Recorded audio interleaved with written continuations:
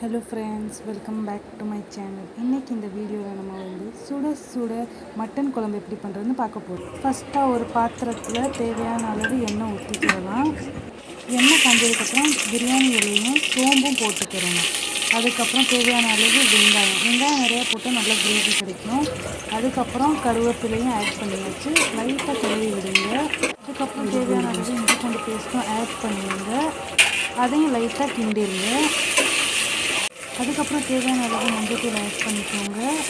லைட்டாக மஞ்சள் ஆனதுக்கப்புறம் தக்காளி ஆட் பண்ணிடுங்க. தக்காளி நல்லா வதங்கணும், மசிஞ்சு வதங்கணும். அதில் லைட்டாக உப்பு போட்டிங்கன்னா நல்லா சீக்கிரமாக வெந்துடும். ஸோ வேக வச்சது நல்லா கிண்டுங்க, மசிஞ்சு வதங்கணும். நெக்ஸ்ட் இதில் மட்டன் மசாலா ஆட் பண்ணோம். இன்றைக்கி நாங்கள் பார்த்திங்கன்னா சக்திக்கு மட்டன் மசாலா தான் ஆட் பண்ணுறோம். மசாலா நல்லா வேகணும். நெக்ஸ்ட் ஒரு ஸ்பூன் அளவுக்கு தேவையான அளவு வீட்டு மசாலா ஆட் பண்ணணும்.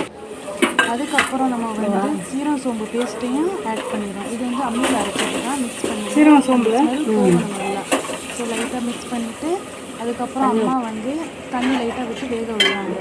ஏன்னா மசாலா பிடிச்சிரும், அடி பிடிக்கக்கூடாது. அதுக்கப்புறம் நம்ம மட்டனை ஆட் பண்ணிடலாம். கொஞ்சம் கொஞ்சமாக ஆட் பண்ணுங்கள். இது பாருங்கள், நாங்கள் ஆட் பண்ணிட்டோம்.